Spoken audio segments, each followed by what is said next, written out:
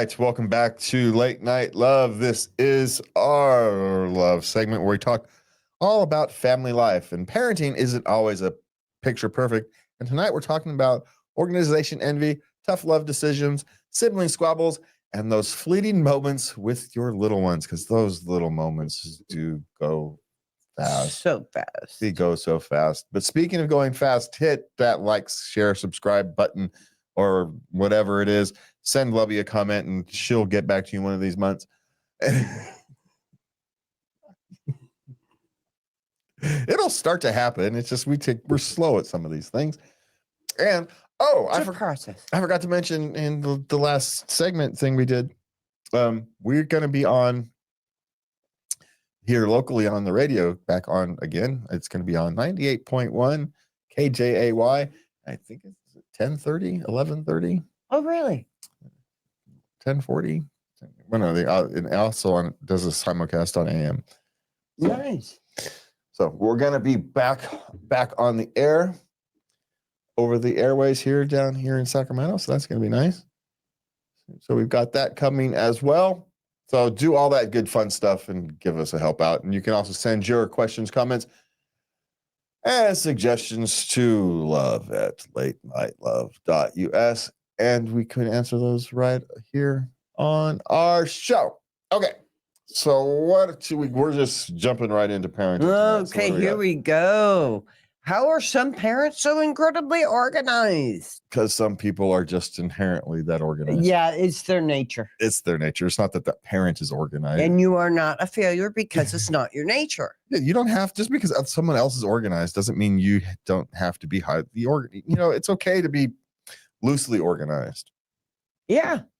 If it fits your family and your children. Yeah. Let other people be. I get it.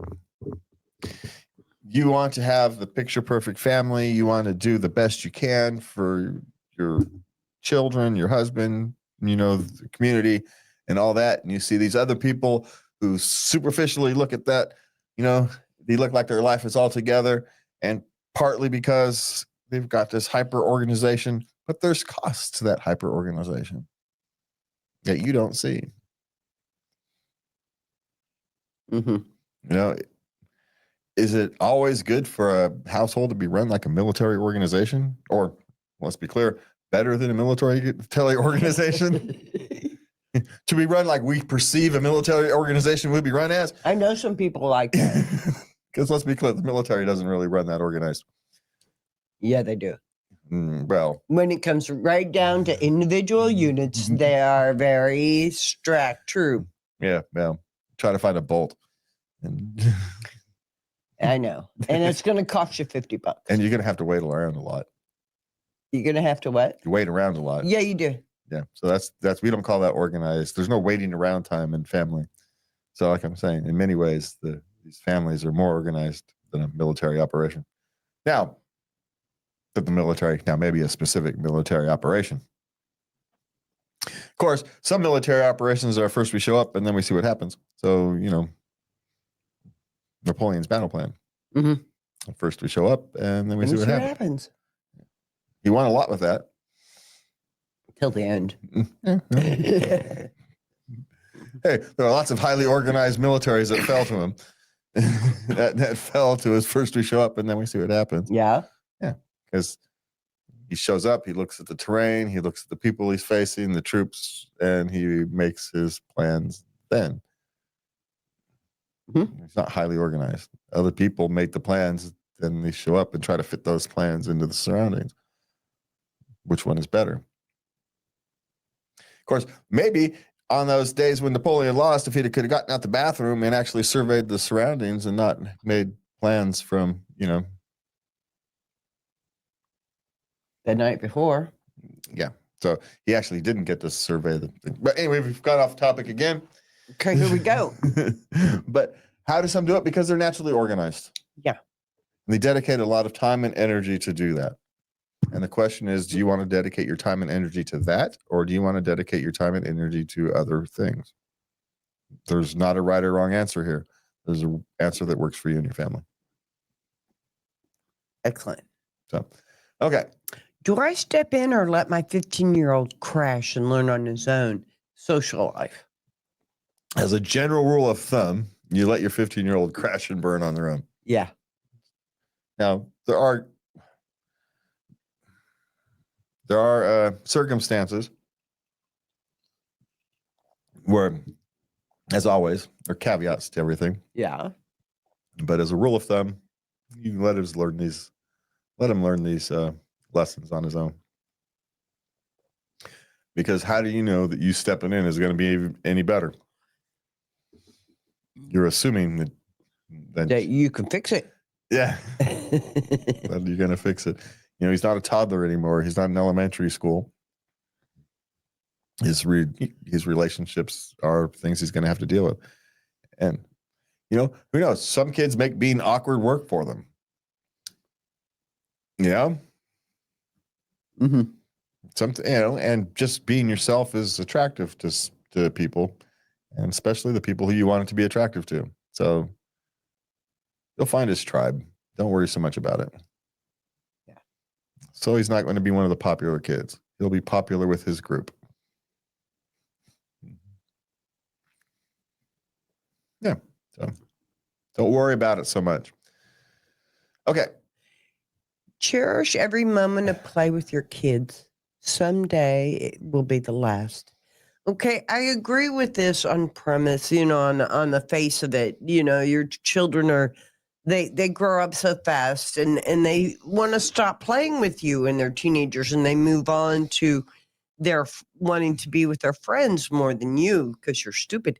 And then you go through this phase, they grow and all of a sudden you become smart again and they want to spend time with you. And I have 3 grown girls and I have things that I do with them that are, it's like adult play. We go to art museums, we go to the spa, we go out to coffee, we plant flower gardens. This is still quote unquote play, you know. Yeah, but I have to agree that time where everything is just spontaneous and you're just in the moment, with your little one, 2, 3 years old, and they're genius. Their brains are just working constantly. They're amazing all the time, what they come up with. I agree. That is it's so fleeting. Well, yeah, there will be a last time you guys play with some toy together or you watch some movie together. There will be a last time because you will have, evolved past that. Yeah. Yeah. And so, yes, in a sense, yeah, cherish every moment, but don't over cherish every moment because then you're going to miss the next one. Mm. So don't try to hold on so tight to the moment that you have right now that you miss the moment that's coming. Because you one day you will stop watching, I don't know, Bluey or whatever the heck these kids are watching these days. I don't know. Yeah. I'm so far out the loop. But there's a new Reading Rainbow. But there'll be a new one. There'll be something else. Yeah. Yeah. So cherish the moments you have, but also don't forget to cherish the moments that are coming. Okay, what's next? No one cares if you're unwell once you become a mother. It's interesting, well, it depends on who your partner is, I've had both. I've been married, divorced twice, so I've had 2 different kinds of partners. One is like, yeah, but where's my dinner? And the other is, what can I bring you for dinner? So it all depends on your partner. Well, and it's also kind of the realities of life. Once you become a mother, you are now the responsible party. Yeah. Once you become a father, you are now the responsible person. Right? But I think when you're sick, you should be able to just, do a high five and tag, you're it. give me 12 hours and I'll be back in the game. But sometimes you don't get that because the other person's sicker on business, or maybe you've blown up the relationship before it even started and you're a single parent. And it's not that no one cares. Everybody else has their own lives to deal with. Yeah. And yeah, sometimes it's life's like that. Yeah. There's a reason people say don't become an adult, enjoy your childhood. You don't want to grow up. There's a reason we tell people this. Because yeah, there are no off days. There are no vacations. Yeah. You don't get, well, if you're lucky, you get some time off, and there are moments, you get a good book you get to dive into a good book for a couple hours, but if you're lucky, but you don't get to go off to the Bahamas. Well, but even as an adult, even if you've gotten everything, the kids are with grandma and you're off at the Bahamas, guess what? Your responsibility still isn't turned off. That's true. You're still thinking about them. It still is not turned. Well, because you still have to go back. You can't just blow off all your responsibilities. You can't go blow next month's mortgage payments. You can't, you can't take major risks with your health because you still got, all these things still count. Yeah.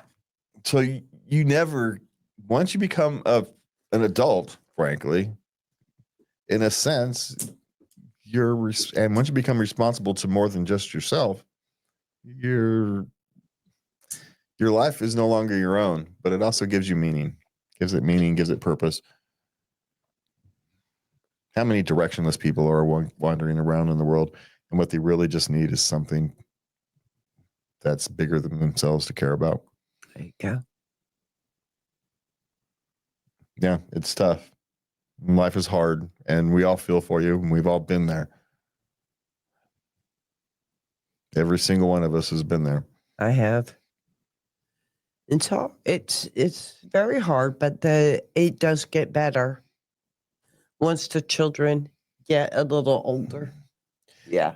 Yeah, and once you also, it gets better once you change your perspective and expectations. Well, that too.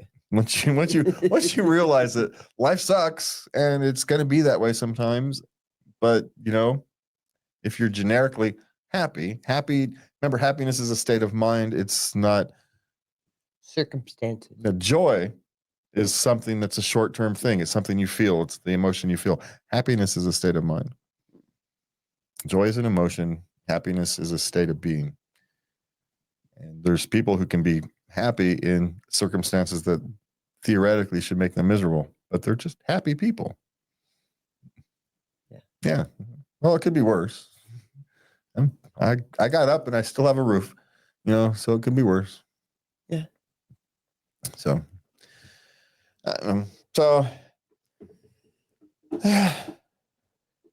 we feel it for you is ultimately what my answer is to that one. We feel for the drain that you are currently feeling because life is hard.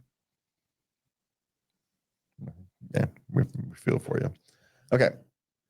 My 8-year-old co-sleeps with us still. Is that weird? It's on the edge of weird. I mean, is it like once every now and again when they have a bad dream they come in, or is it every night they Every night? That would just be annoying more than weird, frankly. But depending upon culture and whatnot, it's perfectly normal. Yeah. So it's from a worldwide perspective, no, it's not weird. It might be a little weird here in America, and Western Europe, but so it might depend on their culture, but annoying more than weird. And it's probably not good for their long term. There's a problem, right? You can't self-soothe. It's not even self-soothing. It goes back to this person who couldn't manage their emotions. Yeah, this child is 8 years old and can't manage their emotions of going to bed by themselves. You're setting them up for a long, difficult life. So if that's the reason, and again, if it's a cultural thing, then it's just a cultural thing. It seems weird to us because it's not our culture. I agree. Okay. How to best handle sibling aggression and teasing with a 5-year-old and a 3-year-old. Are they boys? I'm assuming Yeah. you don't. You just make sure it's kind of, you make sure well, oddly enough, it's the 3-year-old who's probably more physically dangerous than the 5-year-old. Because the 3-year-old has no control. Yeah.